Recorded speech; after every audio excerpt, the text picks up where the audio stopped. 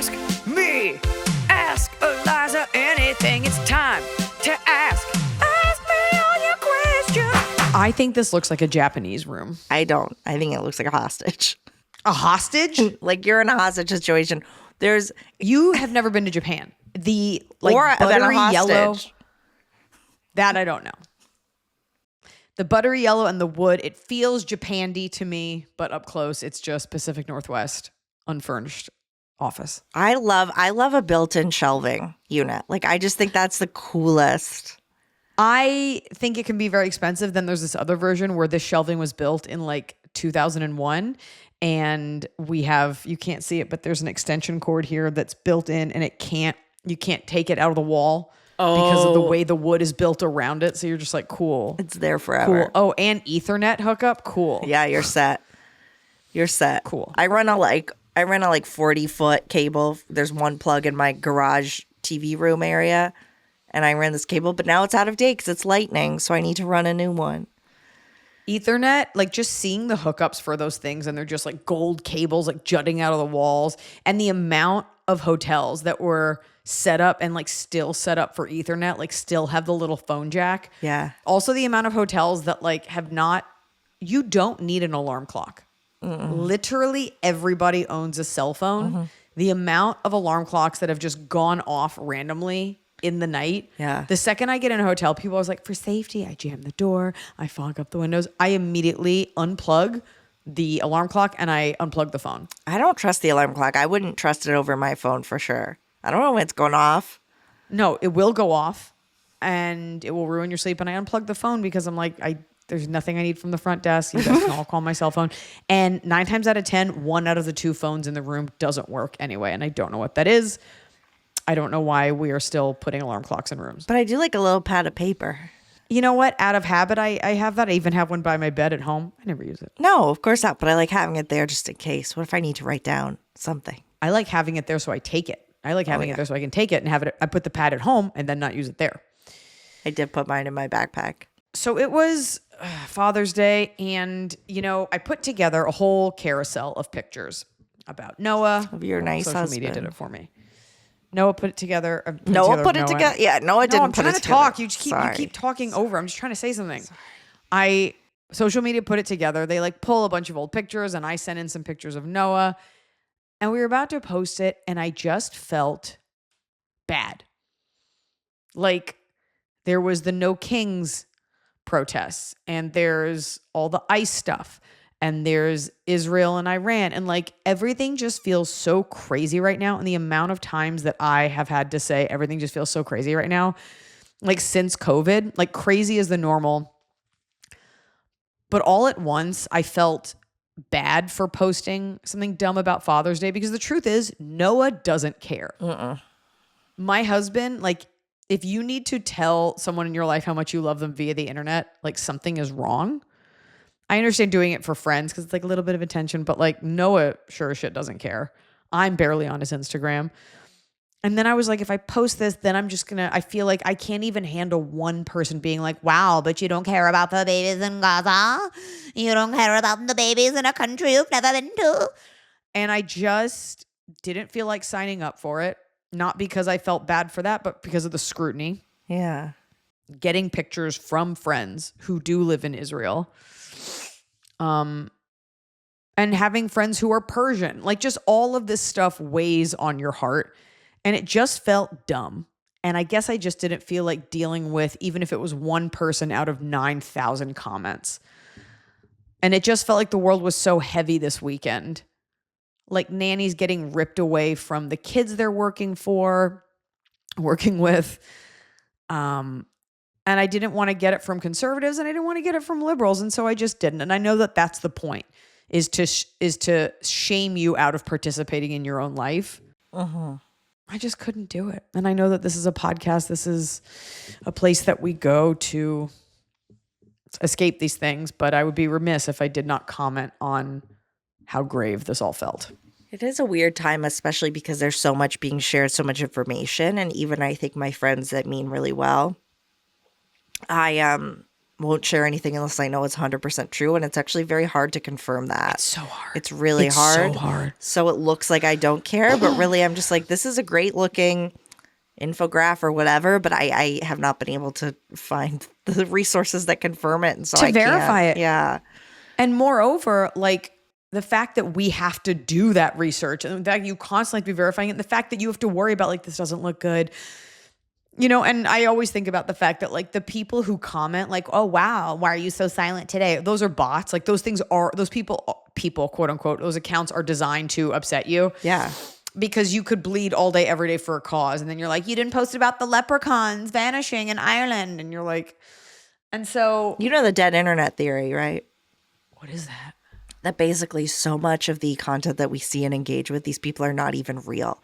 It's just bot after bot after bot having conversations at the top of threads that you're talking to, that like this large portion of these people that we're seeing and thinking of as our colleagues and peers and whoever in the country are just robots. I believe that. And I also think it's when you go to those accounts, it's always like an obscure name. It's never like Susan Randon, like Susan Smith, flower lover. It's always like Gibble.10. They're always on private. Mm-hmm. They always have like just enough followers that it doesn't feel fake. Yeah. And it's always an incendiary remark. And I think that's how you know it's fake. And if you search the remark, you'll see 100 other people saying verbatim the same thing. Oh, interesting. I never thought about searching the remarks. So I do like that. It is infuriating that was even sent to bother me. Mm-hmm. That as a Jewish person who has time after time been like, I really, of course I don't want anyone dying. They're like, you must hate people in Gaza. And you're just like, that is so insane that nobody ever listens to my side. No one's ever like, yes, and murdering Jewish people is wrong. Like you always have to account for the other side, which is part of the gaslighting. But it is infuriating to see, but you're right. And the more I think about that, the more I have to remember, like these people aren't real. That's what makes it hard. It's kind of like masked protesters. Like I don't feel safe with anybody who covers their face. And to me, that's the same thing. Like if you're a real person, be about it. Like even if a celebrity endorses something that's wrong, at least you had the guts to like associate your name with what you're saying. I guess it depends on the mask. Because if I'm out in a crowd, I'm going to wear a mask so I don't get ill again. Because look at me. I'm not talking about that. But yeah, kind of mask, like and I think you know it. Well, but I think like covering your face. Right. Like I'm sorry, when I was watching all the like ICE protest stuff, which I totally get, and you're like covering your face with a keffiyeh, I'm like, miss me with that one. Like that's agent of chaos behavior. I'm sorry. Like pick something else. Like you're trying to like make this about something else. Like you're trying to conflate two things. Anyway, there's just certain things that don't. When you cover your face completely, like people cover their faces because they know what they're doing is a crime or they will be arrested. Well, it's just hard because that was then used against people who were masking previously. So again, not trying to be all, but also the other side. But it was like, well, you can't come in my store if you have a face mask on because I don't know, you might rob me. It's like, no, just people are coughing in there. I don't want to be in there. I think we're talking about different things here. I think there's like wearing a full ski mask out to a riot. And then there's like wearing a PPE mask and then everything else is showing. I think those are two different things, but it's just, you kind of get damned for doing and for not doing. And it's just a disgusting time we're living in. And I was actually thinking about it today with this podcast. I was like, unless the reason people's podcasts get huge is because you are willing to go on, not all podcasts by any means. Yeah. But like more conservative, I suppose, male podcasts. The reason those podcasts are huge is because people are willing to go on a podcast and say crazy things.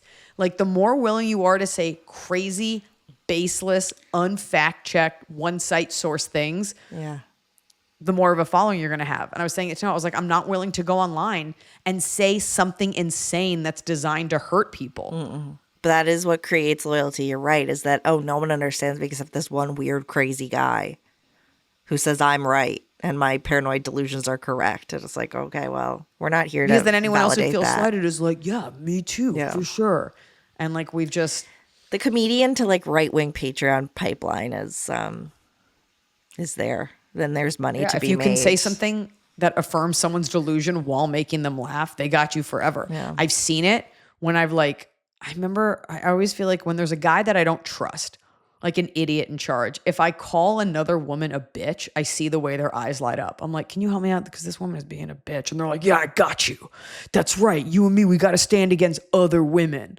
We have to. Like just stoking the flames of like latent and blatant misogyny will get you everything. Yeah, we should do that. Let's do it. Oh, I don't want to. It seems too hard. Because then those Sorry people. that you're sick. You're so low energy right I now. know. I'm sorry. I prepared for this all day. This is you prepared? I'm able to speak. I haven't spoken all day. So I saved it for this. Does it hurt? For the people. No, but it feels like it used to hurt. Now it just feels like it's fighting its way out of me. Why don't you get a steroid shot? Ugh. You don't want to go back to work. That's why. I'm working today.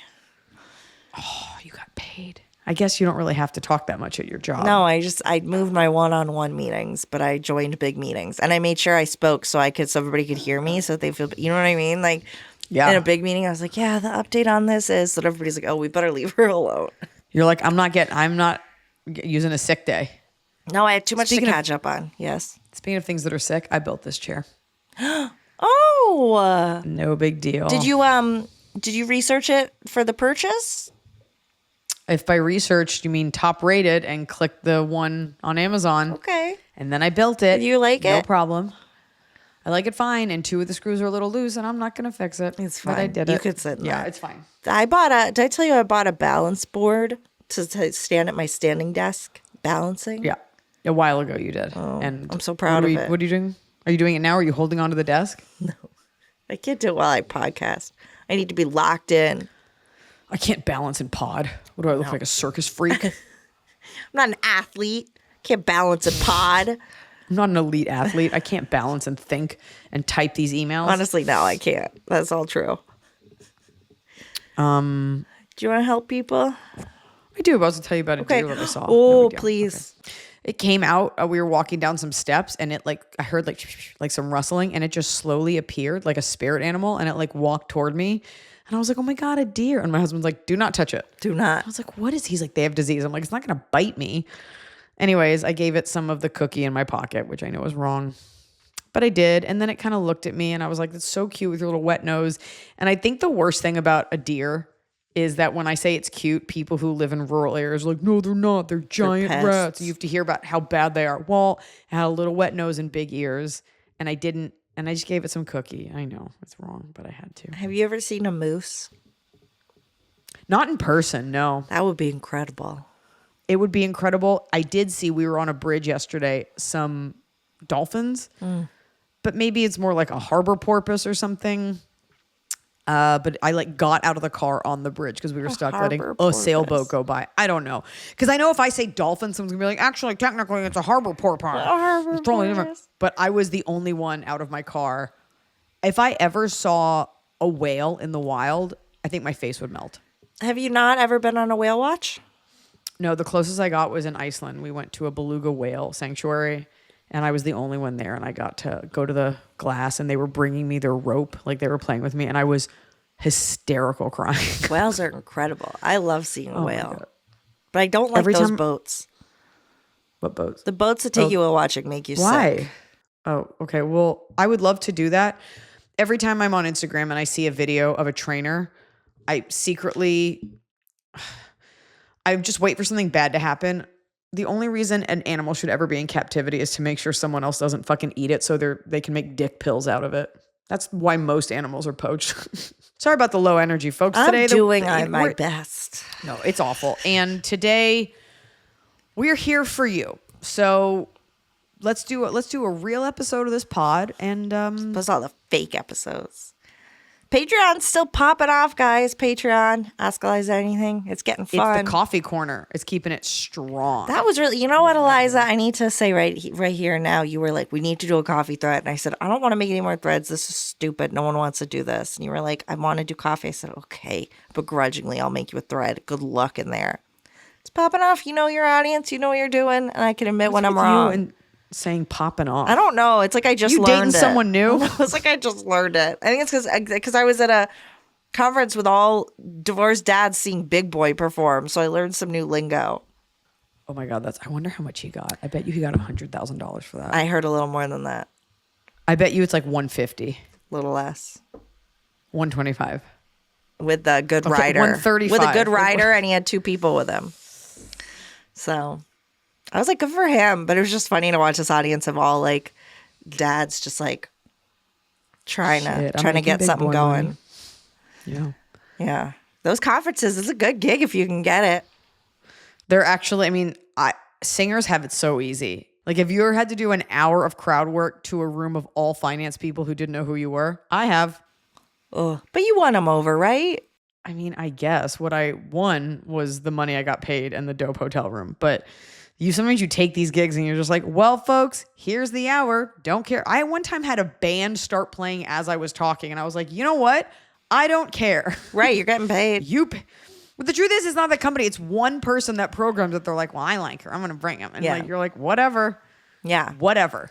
Yeah, they don't look at the makeup of the people at all, but they definitely are just like, no one does. Wouldn't it be cool if we could get this? And I was like, can he give me a ride back to Atlanta maybe? Is this the time where I tell you guys that we are weeks away from shooting a movie? Can you? Are things happening? I guess so. I'm reticent to say it. You can't say maybe the plot or anything, but you can say there is one happening. I can say whatever, but I wrote a movie. I didn't tell you guys this anything. No, you said he was. All right, I'll save it to the bottom of You know what? You'll skip it to the end. I'll tell you about the movie. Okay. All right, let's answer a question. Hey there, Pod Squad. I have a question you guys might not have firsthand experience with yet, but this only child could use some advice from Big Sister. I'm trying so hard to bring this energy up. In the beginning of April, my dad passed away unexpectedly. He was a decade older than my mom, so she always assumed she would outlive him, but we had no idea she would be a widow at 59. Oof. It's been devastating to say the least, but we are making do the best we can. The reason I'm writing in today is for advice from my mom. She's lonely. I'm an only child in my 30s, so got married late last year. I live a little over an hour away. My husband and I are working on moving my mom closer to us, but due to our rental agreement, we're waiting until August before we start looking at places. In the meantime, my husband and I are trying to plan something to do with her to get her out of the house every weekend, but we're running out of ideas. My mom lives in the middle of bumfuck nowhere right now. Seriously, there's more cows and horses than people where she lives. In an ideal world, I'd love her to make some local friends so she has options on who to hang with, but she's shy, never been very good at making friends. We moved around a lot as I was growing up, and while Dad and I found clubs or groups to make friends in, my mom usually made friends with our friends' partners or parents. Liza and Emily, could you think of any ways I can help get her out of the house or ways that I can help her make friends? I know it's not entirely my responsibility, but when she tells me she's bored and lonely, my heart just breaks. I've gotten her into my friend group's book club, but do you guys have any other ideas for her? Thank you so much. Much love from Orlando, the big gay blue dot in the middle of a red state. P.S. Additional context. The plan is to provide grandkids for her to pour her attention on, but they are not happening for a little while yet. That's very sweet. I mean, did Dad die a year ago? Beginning of April, so pretty recent. I mean, that's it's very recent. I understand you want to get. I mean, everybody grieves in their own way. You know, you're trying to suss out, like, does my mom really not want to go out, or does she wish someone would kind of help her out of her shell? I think you need to talk to your mom, because that's pretty recent for your husband of that many years to have died, and she just may not be there yet. And I think you're doing so many sweet things. I mean, are you religious at all? When my uncle died, my aunt was like super into going to church, and I think she found like strength through that community, and kind of she already liked it. I know you're like you're related to someone non-Jewish. I am. Is there any sort of organization like that? Can you ask her to help you search for places, like maybe like on Zillow, like involve her in that way? Ultimately, it is going to be her that has to get out there. She may not be ready to date yet. She may not be the kind of person who wants to take a trip, but I think if you sit with her and you ask her and try to suss out, like, does she have a want to do it, or do you just want that for her and she just needs a beat? And then maybe you can look around, find some groups. There's always, I would type like keyword senior, like senior clubs or meetup, stuff like that. But take your cue from her. Yeah. Her husband died. Yeah, can she sell her place? Can you help her sell her place? When you move her closer, can you move her closer to something that's a bit more social, like a park or something? She also just, I mean, this is so fresh, so don't force it. Yeah, there's a new club in Atlanta that I saw where it's like people do crafts. They go to a movie theater and they do crafts all together during the movie, so the lights are left on. Now, that's not how I would like to watch a movie, but that kind of thing where she can just kind of be put in a room with other people like her without the pressure to talk to them is probably going to be a good fit. Yeah, like a senior anything. I mean, also you're in Orlando, which is great for comedy, but other than it's like a very family place. I don't really know a lot about Orlando culture, so I'm trying to figure out like where she lives maybe, but there's also like places people commune, like coffee shops, and like if she consistently goes somewhere, she'll start to meet other people. But those are my answers without really knowing much about it. Take your cue from your mom. Yeah, I love though. This is such a nice kid. You guys are driving there Yeah, every weekend. I mean, you're doing everything right. It's going to take a you're a little good kid. time. Yeah. Good work. Okay, now opposite end of the spectrum. Iliza, I love a face mask a time or two a week in my face routine. I hate the wasted product from it. Do you have a more environmentally friendly face mask recommendation? Yeah, I do. It's called red light therapy. Oh, excuse I me. secretly think like those face masks, they moisturize for sure. And I'm sure some are better than others, but yes, they do feel wasteful. Um, you could also just do a heavy cream for that matter that you like sleep in. But I love a red light therapy mask. And sure, they're expensive, but I love red light therapy. I've laid in a red light therapy bed before and your skin just feels softer. These things are like proven to be better for your skin. Certainly can't be worse. So do that, plug it in, recharge it, use that instead of a mask. What do you think about like, Listen to a beauty podcast if you want like a certain brand or something. But yeah, because there's those I'm a big ones. fan Sorry. of like a mud. But that's hard. That's what I was thinking is like the mud is environmentally more friendly, but it's more effort than a mask. You go bloop, bloop, done. I guess. I mean, a mud also usually like draws impurities out, so you might break out from that, but like a hydrating cream is always good. I have a lot of ones that you can just kind of like leave on overnight, but that's my answer. Invest in higher grade medical things. If it's, $3 in a pack from Korea, like it's probably not doing much. Hate to tell you. Sorry. The most sorry Forget we've the ever Korea. If it's been. just $3, just because it's Korean, I mean, you're not gonna be like, oh my God, look at this man. There are ones that are good, but if you feel bad about it, as you should. I only ever do a mask if a dermatologist like puts one on me during a procedure. Other than that, I don't tend to do them anymore. I think they might be bullshit. Hi, big sister and cool pod people. I could really use your help quitting this job. I'm 36 female, and after 2 years of trying to coexist with my boss, 46 female, I've finally hit my limit. We've kept things professionally polite, but the truth is the relationship has been incredibly tough on my mental health, and I've realized it's time to move on. She's a micromanager who somehow also manages to give zero direction, which has led to plenty of confusion and missed expectations. She's constantly missing or canceling meetings last minute, and when she is present, she tends to either avoid taking responsibility or act like she's the most important person in the room. On top of that, she gossips about everyone, and unfortunately, I've been one of her favorite topics. It's been clear from the start we don't trust each other, and lately it feels like a series of quiet standoffs between us. Everyone at the company seems to also know what she's like, but no one wants to speak up. Someone did once, and they were fired not long after. What kind of company is this? I know. So that was the end of anyone speaking up. But I'm a grown adult, and I don't have the time or energy to keep dealing with this. I have another job lined up, and I'm working on my resignation letter now. I'll likely need to stick around for about 30 days to help with transition. As much as I'd love to walk out and never look back, my industry is small and built on relationships. So I'm going to do my best to keep it classy on the way out. What would you do if you were in my situation? I'd love any advice or words of wisdom for surviving the next month without flipping a table or saying something I can't take back. Thank you. It's that thing where like doing the right thing, it's all about like don't let somebody else's shitty behavior affect yours. I don't have a real job, so to me 30 days seems like a lot. Isn't it just supposed to be 2 weeks notice, Emily? Yeah, but I think it's, depending on your role, I think if she wants to keep a good relationship, she's agreeing to a little more to make sure everything transitions smoothly. Yeah, but let me ask you this. If you already have the job lined up, okay? If you're telling me, and I never quite trust people when they write in, they're like, here's all the bad things. I'm like, because I'm not there. I don't know the boss. I don't know what you're like. If you're telling me your boss already doesn't like you, already doesn't see your value, and already gossips about you, do you really think giving her an additional 2 weeks is going to like change her opinion of you? If you're already working for her and doing your best and she already says all this about you, I don't know why you would go over and beyond to help her more than you're legally required.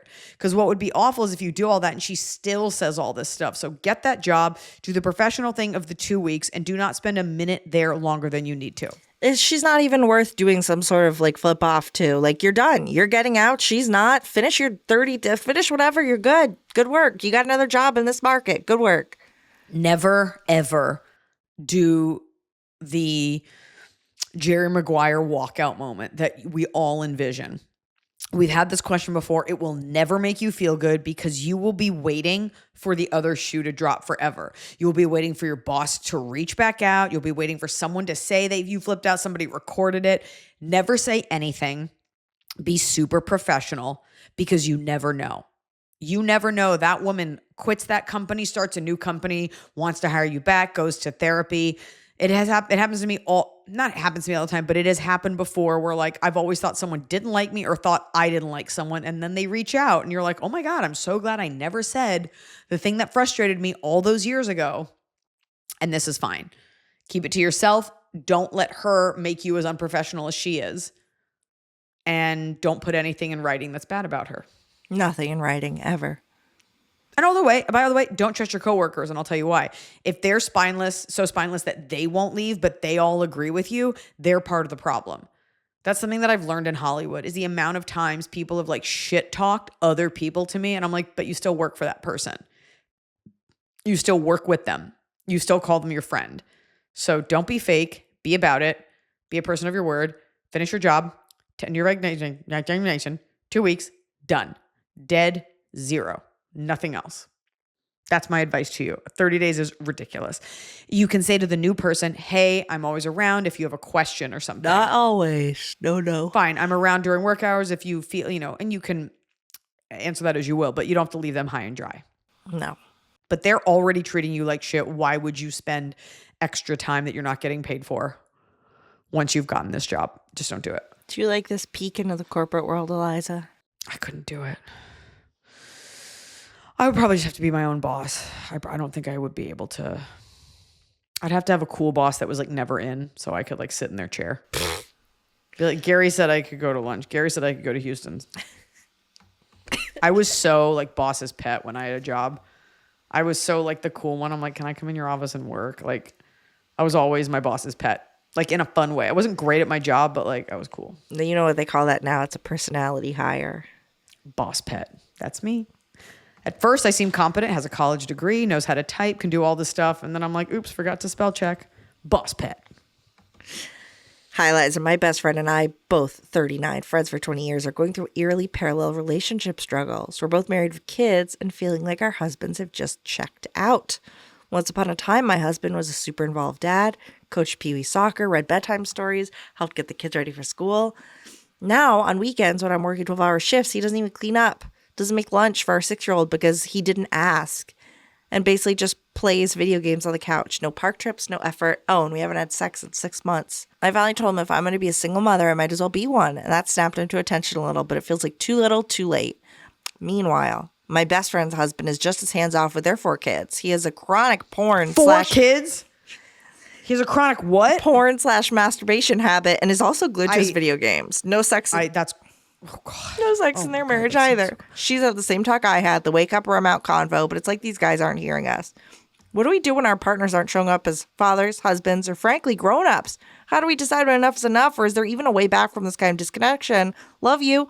2 tired moms on the edge. P.S. We have both been married 15 years. My kids, 13 female, 6 male. Hers, 18 female, 16 male, 13 female, 9 female. Older 2 are from his previous marriage where their mother passed. Oh, geez. Oh, God. This is so above my pay grade. Your problem is not the same as hers. Okay? I'm not a doctor. So I already, when a man plays video games too much, I'm already like, how could you marry this person? I know that people get upset. I love video games. It is such a turnoff for me. Anything that men do that children also do always grosses me out. We've had people ask about porn addictions. That's its own thing. He's not fucking her because he's fucking the internet and probably talking to girls online. And it's probably like a whole weird thing. You guys are not the same.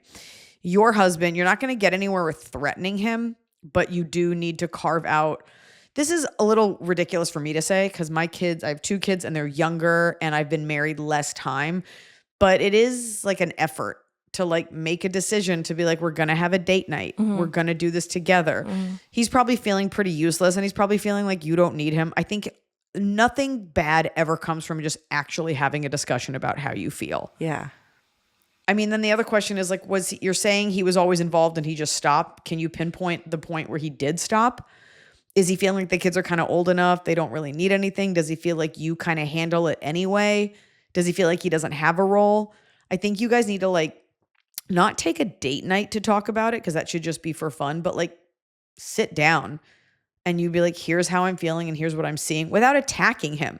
Because he might be like, well, every time I do, you tell me that it's wrong or something like that. So, but just don't equate your exact issue with your friend. Your friend is dealing with something much darker with her husband. Yeah, go you. Your husband doesn't have a porn addiction. Or he secretly does. Or the 2 husbands are watching each other. Oh. Do a porn. Do a porn. They're watching each other do a porn. Oh. I just see how people get like burnt out. Like it's hard. Like I have help and I still like barely can carve out the 2 hours while she's napping to like get everything else done. It's fucking hard. Yeah. And by the time the kids go to sleep, you're like, I don't want to do anything. You have to carve it out. Yeah. Maybe it's a walk in the morning when you walk the dog because she secretly won't poop unless you're there because she's obsessed with you. Maybe it's after dinner. Maybe it's doing the dishes together. I don't know, but you guys need to like be able to reconnect or move on. Yeah. That's me as a armchair relationship therapist. Good work. Let's do a confession. You just want to go lay down. You're like, go work. What'd you say? I'll just be here rotting in my deathbed earlier? Yeah. That's where I was. Thank you. We are rotting in my deathbed. I told someone else I was dying of consumption. So everybody's getting a different story. Can I tell you something? Yeah. Women are so tough. It's almost impossible to get sympathy out of a woman for something physical. Like for the Patreon, I'm going to show you the mark that I have on my body right now and how horrifically ugly it is. Okay. For those of you listening and watching, after I had Ethan, yeah, I noticed that I had a dent. Have I shown this to you, Emily? No. A dent on my side of my butt. And it's so dented that if I wear leggings or a tight dress, you can kind of see where it dips in. What happened? And people are like, no, those are your hip dips. And I'm like, no, that would mean that I have 2 pairs of hips because I don't know what happened. I went to the doctor and she told me what it was called because it looks, I don't have any stretch marks, but it looks like a really thick, like rectangular stretch mark. Yeah. And she was like, this could be from a shot, which I don't remember getting. Yeah. Like a steroid shot in my butt. She goes, or it could be a blank. And she's like, and that's when you hit yourself so hard that the fat actually moves. And I was like, can we do it for the rest of my thighs?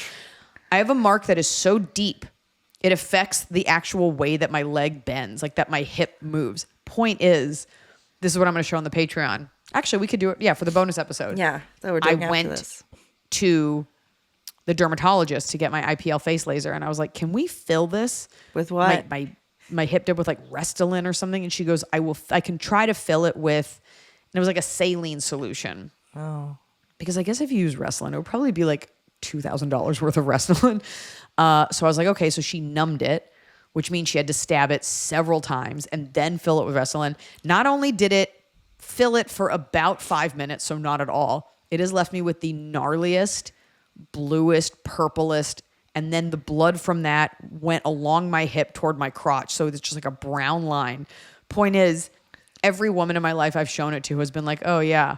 Like if you've had a child or given birth or like if you are a parent, you're just like, uh-huh. Just put some silly putty in there.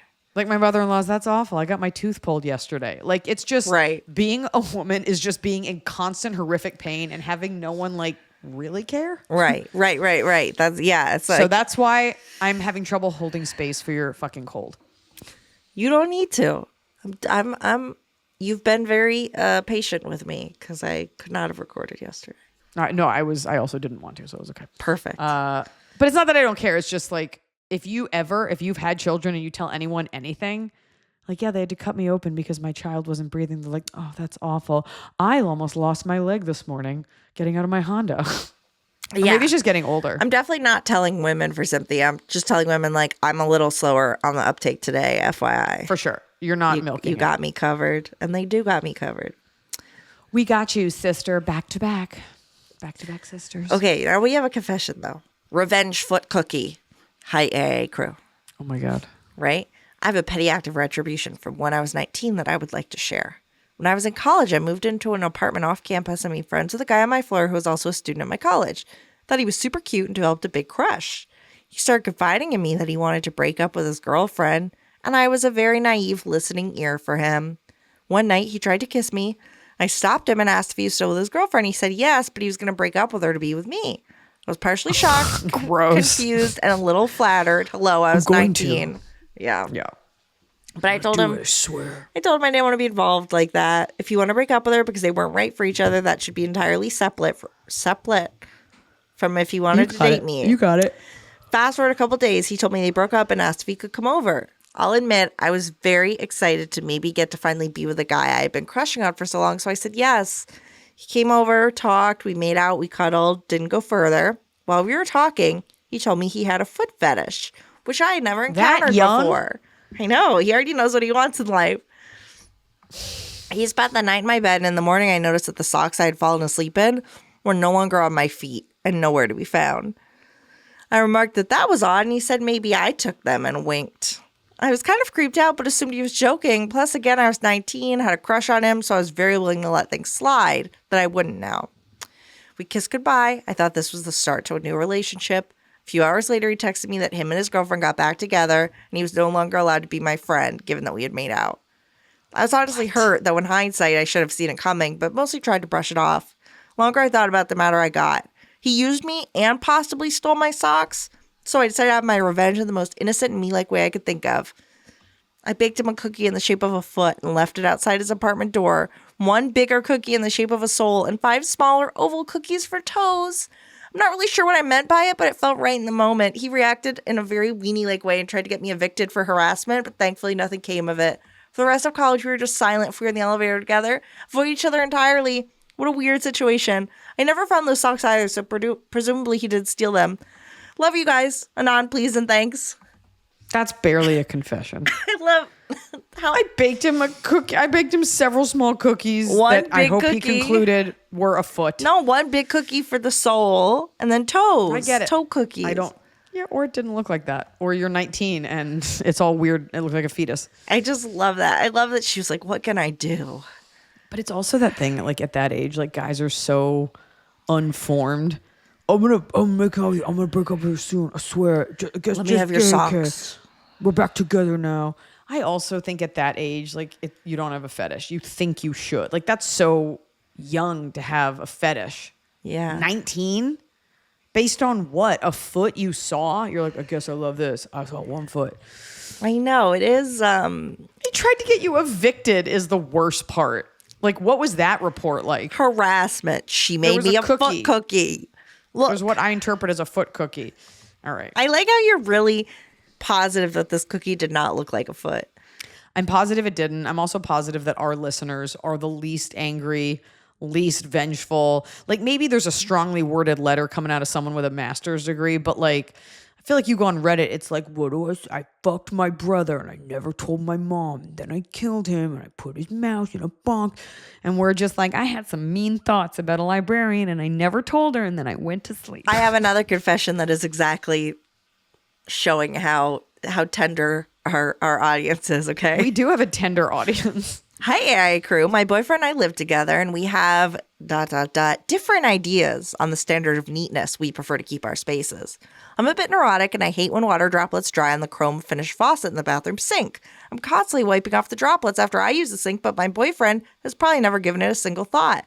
So in a silent act of rebellion, I use his bath towel to constantly wipe it down when he spots it all up. This way I don't feel the need to nag him about something so insignificant, but I get to feel a little something other than total contempt when I polish the stupid thing every other day. There is that thing about the other side of the bathroom. Like I use my husband's toothpaste and towel a lot. I'm just like, it's quicker. Or like if I run in, I'll like use his sink to wash my hands. And it's like, why? Why not use your own? I'm like, I don't know, because yours is right there and you don't care. I just love, she's like, I use his towel to wipe, not even to like wipe her butthole. She's just wiping the little spots off the sink. Yeah, well, you don't want to do anything that's going to get them sick. Then it's an inconvenience too. Like, and then I gave my husband pink eye, and then I got pink eye. But yeah, you're like, if you're going to make this mess, you got to do it. Yeah. You got to let that go, though. That to me, yeah, that's one of the listen to other people's questions. You know what I mean? Like, and you're doing pretty good. Hey, Iliza and Emily. Top of the day, and thank you for the solid podcast every week. I feel like I could be so mean to you today because you don't have the strength to even fight back. You're like, oh, that hurt. You got me. Write it down. I'm already mad that you're making me laugh. It's really making me tired. I get you. If I laugh My daughter's too hard, exhausted. it's over. My whole family's exhausted all the time. People loved, so for people who are not subscribed to the Patreon paid tier, there is an extra episode every week. And at the end, Sierra came in and we don't see her, but you shared her routine when she gets home from school. And that really spoke to people. She runs into my office, takes a dump, and then goes and puts on a dress. Yeah, people like that. Yeah. All right. Top of the day. I-37. Wait. What? Listen.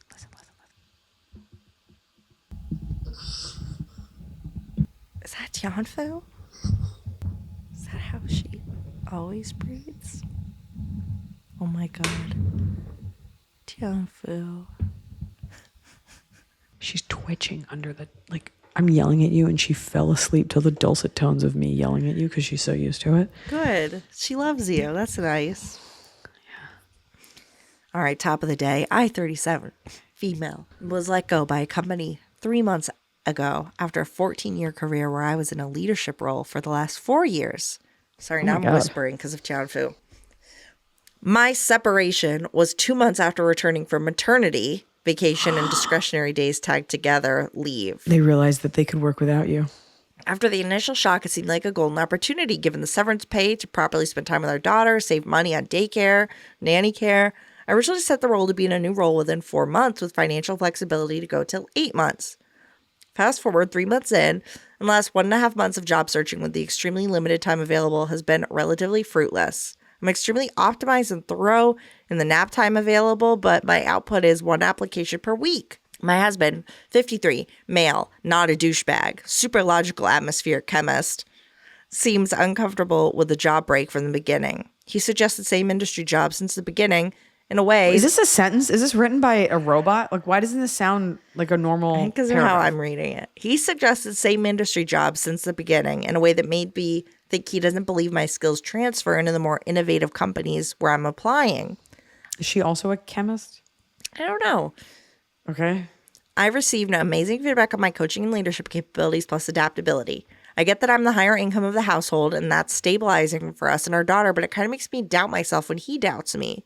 The thing is, I hated the culture of my last organization and don't want to get stuck because I'm quite loyal and unfortunately empathic. Am I being too idealistic given the responsibilities at hand, or is there a way to communicate, hold on, trust in me, just a little more time? Appreciate your input. You don't want to work in the chemistry field and your husband is saying go back to the chemistry field because he's a chemist? We don't know if she's in chemistry. We don't know what she's in. Whatever field she's in. He's saying go back to the field you were in. Go back to your field. Now, she technically she said she wanted to have a job in 4 months, but financially she's about 8 months of wiggle room to get a new job. 3.5 months in, he's already like, just take a job you don't want to take, basically. So she's feeling a little low. No. Your husband is doing it. You said he's like a practical guy, like from a practicality standpoint. And the odds probably are you'll probably have a better, easier time getting a job in the industry that you left versus like forging a new path. So he's looking at it like mathematically with that part of his brain because that's what he does. Perhaps you are a little bit more artistic and you are yearning for something. I don't know if it's creatively more fulfilling, but more fulfilling. You owe it to yourself and your health to explore that. If at 7 months it's not looking great, maybe then you can fall back on something. But I'm a big believer, and I always have, in betting on yourself. And has like a scarcity mindset, and you make more money. But in a year, it will have been worth it to find the job that you wanted. So I believe in betting on yourself until you're proven that it makes sense to do otherwise. If you have the time and you're available to do it, why not do that? I think what's hard right now is you're saying you're only able to get 1 application out a week. you need to get more applications out if you want this to be serious. I understand that you're saying like it's great, you can save money. You need to get your daughter in a daycare nanny one day a week or something and make you only find a job by making it your full-time job to find a job. You need to spend There's more that, time doing and it. you need to tell him this is what I need to do and I would like your full support so that I can support us later. And if he's not a douchebag and if he loves you, even if it was like I want to be a sculptor, like he should support that. If it's only going to lead eventually to exponentially making more money, then he should be supporting that. And you need to express that to him because right now you're probably waffling a little bit and you're like, I don't know, should I go back? So he's just supporting the thing that seems like the best path. Tell him what you want and move forward in that direction. Yeah. Go confidently. You are the breadwinner. To quote Thoreau, go confidently in the direction of your dreams. Was given that book on a pond or whatever at some point because I got some award in high school and I was like, I'm not reading this. You read On Walden Pond? Yeah. Okay, well, I'm talking about one quote. I'm sorry. I'm talking about a whole book. Okay, I'm sorry. I didn't read it, so I know less than you. Sorry, it's just Walden, not On Walden Pond. You're thinking of On Golden Pond. I was thinking on Golden Pond, and what's funny is I did just buy Walden recently. Yeah. Because of another book that talked about it, and I was like, I want to feel spiritual, and it's just been sitting on my nightstand for 8 months. Yeah. Still getting through this Carl Sagan book, which is not a page turner. No, not a thrill. But it is a cool thing to bring with the intention of reading. And when's it going to go up on that shelf behind you? No, shelf, never read. No. What are these even? These are cookbooks. It's like what the to baby shoes never worn, Walden book never read. Never read, previously never read. I bought it used. At least I had the wherewithal to buy it used. Oh, I love a used book. I love a used bookstore. Cobb's? Cobb's. It's a top with a cob. We're doing it right every day. You just take a bite, top of the cob. It is funny how like books lose their value unless it's like a first edition Hemingway or something, but like books really do lose their value. I saw a very cute video for like thrifting, and it was like someone went to a thrift store and like bought like a basket and a cookbook and a dish. And I was like, yeah, that's a great, like we're so weird as humans about like, did someone else touch this? Yeah. Cookbooks are the biggest money waster. Like how many books on baking are there every year? Like it's just lightning in a bottle. And I know because I live with a chef who writes cookbooks, which ones go and which ones don't, but yeah. Used bookstores. I mean, you see free libraries everywhere. The fact that a used bookstore makes any money is crazy to me, given how people just give away books. I know. It is interesting. But I love going in and spending a few bucks, and I'll spend a little more on it. But do you remember The Boy Next Door, Jennifer Lopez, where the boy gets her a first edition of the Iliad? And it's like, that's not possible. You couldn't have gotten that. Do they say that? Yeah. No, nobody says you can't have gotten it. He presents it to her, and she's like, wow, thank you. This is incredible. And it's like, how did you do that? What time period did you time travel to? The first Odyssey with an inscription by Homer? Like, yeah. That's hilarious. It's Maybe incredible. He meant like first printed in I don't England. know. That's It's hilarious. It's amazing. That's got to be the joke. Maybe you saw it at the time and didn't get it. I wasn't highbrow enough for The Boy Next Door with J-Lo. I'm sorry. You know how there's books that you read and then there's books that you want to have read? Yes. I feel that way about most books, but I remember there was a book in high school called House of Leaves. Do you remember this book? You would have been in middle Wait, school. is this the one? Did I just read it? That's the crazy one? It's crazy. Yes, I read it this year because I was like, I'm just going to do it. And I had to have I'd have like a little note. I'd be writing things. I had to flip it around and twist it. Folks, you have to, like the book, there's like books within books written and you have to hold them different ways. And it's about this house that is bigger on the inside than it is on the outside. By like an inch, 2 inches. To this day, I have nightmares about that house. Did you read it? I read some of it. Yeah, I had to and then I was just like, I can't keep turning this book. I mean, I had to research which one to get because it was like, oh, some of them don't like, because when it was originally put out, I'm doing great. It was like, oh, could be real. This could be, like the Blair Witch Project. So it's, handwritten, whatever. But it's crazy. And it's a heavy book. So spinning it around did make me tired. It's not like a tome. It's a thick All book. right. It's a thick book. Bottom of the cob. Okay. Cutting off. I've been listening to a lot of T-Pain, and there's this part where he's like, I'm gonna drop and jiggle. It's like booty going up, down. And so I realized all my favorite music has at some point the N-word in it or reference to like wet fucking. Yeah. And so I try to take the tamest parts and sing it to my daughter. So right now she knows you make it drop and jiggle. And she just drops to the ground and jiggles. And I'm like, yep, it's not sexual if you say jiggle and it's a kid. Yeah. Okay. Kids can jiggle too. Kids can jiggle too. My bottom of the cob is the word playful because it's never said by someone that I want to be playful with. Oh. It's always like, yeah. And like, it's always like a drama director. It's almost like, yeah, let's just play. The word play by an adult. Adults playing always just suggest like this carefree whimsy that makes me not feel safe. Like, let's just be playful. What if we were just playful with it? I'm like, oh, what if we just batted it around? It just feels a little too like summer stock. Like, we're all going to end up naked together, right? Let's just be playful. Let's just play. And then just play. Play is a noun or a verb or an adjective. Too whimsical, excuse me. It's always adults talk about play really. It's a specific kind of like also like weird LA like hippie like. It makes me think you. of people like wearing cat paws. Like, let's just play. I'm playing with you. You're playing with me. We're playing together. What would that look like? What would it look like if we just played? Meow, meow. Oh, no. It's like, it's sexual while removing the sexuality. It's just weird. It's creepy. I don't like it. I agree. That's a good one. Thank you. I wrote it down. Okay, our fan bottom. My bottom of the cob this week is how responding to text messages is beginning to feel like answering emails. I'm a stay-at-home mom to 3 under 3. Woo. Oh my God. Tell your husband to give you a break. I know. Get out of there, sir. By the time I am able to respond to people in the evening, it feels like such a chore. I repeatedly mark my texts as unread to come back to later, sometimes days later. It takes the fun out of conversations, even with friends. Maybe it's just an off week this week with the end of my kid's school, but it can feel like too much, especially when texts from other people require me to look at my calendar as well for scheduling purposes. Here's to a new week and hopefully fewer involved text messages, Katie. It's hard. I totally get that. I also, now that I am a mom whose kids are getting older, I do understand. Because it used to be, I was like, people with kids, like they just don't answer. I'm like, what do you mean? You don't have a second? It's like, no, I actually don't because I have to access that part of my brain. Yeah. If my husband says anything about a schedule, I saw this millennial thing where like millennials have to do like big things require the big computer. Like, I'm not going to book a flight on my phone. No. And you don't have a computer. Yes, 100%. Yeah, I get you. You know what? It's very normal, and your real friends get it. Yeah. Yeah, I think it's passive aggressive, but I've become the like, I don't do a thumbs up because that's very like, gotcha, asshole, but I'll do a heart. And I think I'm curt enough that my friends get it.